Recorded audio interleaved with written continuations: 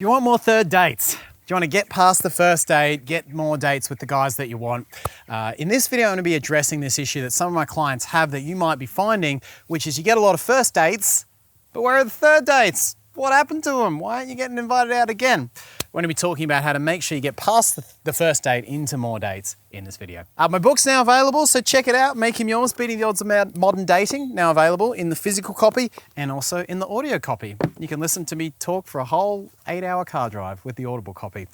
So that is in the description as well. All right, how to get past the first date, how to get more second, third, fifth dates, how to get to commitment. If you're struggling to get past first dates with guys, I want to help you in this video.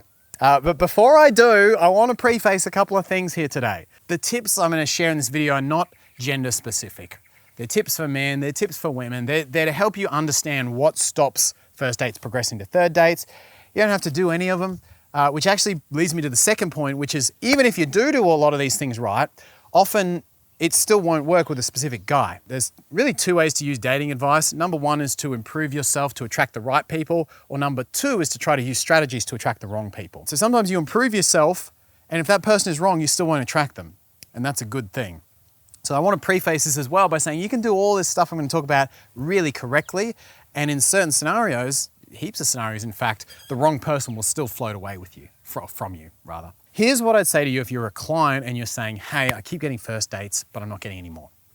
There's three areas you want to look at. So the first area is attraction. Attraction as a broad piece, whether you're a man or a woman, if you're not generating attraction consistently, you'll find that you're not getting enough second dates. Attraction doesn't have to be physical. It can be, obviously, if you're showing up like a slob, regardless of your gender, right? That's something you can work on. But attraction, especially for a woman, is a lot in your energy. And if you, like a lot of my clients, if you're very successful, if you've been raised in very masculine environments, if you've worn the pants in your relationships, if you've taken a lot of responsibility when you were younger or in your job, sometimes it can be hard to switch that off in dating and get into that feminine energy, that fun, sort of light energy that all of us have, but I think some of us unlearn because we get a bit too serious. So you got to bring that lightness, you got to bring that energy, and that's really the core piece of attraction. So if you're having attraction issues, you'll notice that men are really excited to meet up with you, but then your dates are kind of boring or flat. There's not a lot of energy in them. They're very logical. There's not much flirting, not much touching. And then after the dates, the energy's kind of gone from the interaction. If that's happening to you consistently, and consistently is the key word here because this happens to all of us some of the time, but if you're getting that again and again, then attraction is the key point I'd be addressing. Looking at how you can get more into your feminine energy, build more energy, more movement into your dates, have more attraction in general. And again, I'd say the exact same thing to a dude if he's saying, hey, I get these women who are excited to hang with me, but then every date seems boring. Attraction's the piece you want to look at. The second piece is connection. And connection problems are different to attraction problems in that you can have a lot of attraction and be very attractive, but if you're not building connection, you still will find a lot of flakiness. But your flakiness will look a little bit different with guys. You'll find your dates will be high energy, men will want to sleep with you, you'll be getting a lot of good vibes, guys will be excited to see you. And when you're with a guy, the energy will be great. But then when you're not with him, when you're not physically with him, the energy goes down, the guys get flaky. They might say, hey, I'm so excited to see you, but they don't really follow through. And you might even find that whenever you get deep and start to get vulnerable, the guys disappear. So if that's more of your pattern, and if men are disappearing when things go deep, then you're probably having issues around connection.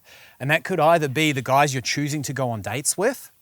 If you're going on dates with a lot of guys who have the really superficial good image, good looking doctors or good looking CEOs, a lot of those types of guys can have connection troubles because they've built the image, but the underneath self-esteem is not that strong. Or if you're not very good at being vulnerable, I had a client recently, lovely, lovely lady in her early 30s, physically beautiful. She's got a lot going for her. She's got a great energy. And we were working through some of her childhood stuff. And she said to me, she basically said, wow, I've got to confront these things about my parents. They did the best they could, but there was some big gaps here that I never acknowledged in their parenting. And she basically broke into tears with this realization. She's like, wow, I never knew this about myself. And she shared some real vulnerabilities with me about her childhood and we connected all the dots basically. But then I asked her, I said, well, how many of your previous partners knew about this? You've had 12 years of relationships, 4 years here, 3 years there. How many of your partners knew about this and knew about your history? And she said, none.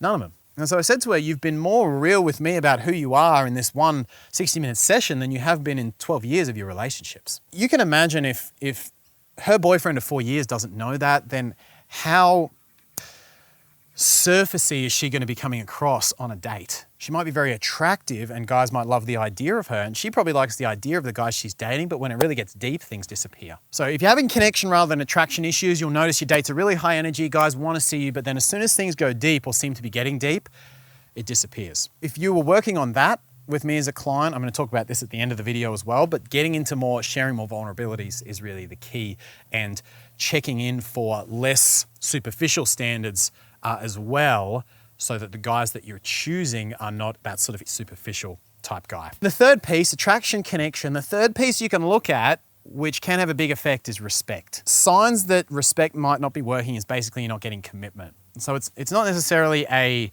second date problem, but it can be a fifth date, sixth date, he's not committing problem. A guy might like you, he's attracted to you, he's connecting to you, but he just doesn't commit. And that is usually a respect/boundaries issue. So if you're getting that consistently, I'd be checking in on fears around setting boundaries, and fears around abandonment is what I'd be working with you on. And by doing that, you'll find that because men will always step up to your minimum standard, your boundaries are what sets that. So by setting better boundaries and being willing to walk away from those who don't meet it, you'll find that more and more men respect you and step up basically to meet you with commitment. Hit the subscribe button with the bell, and I'll see you in the next video real soon.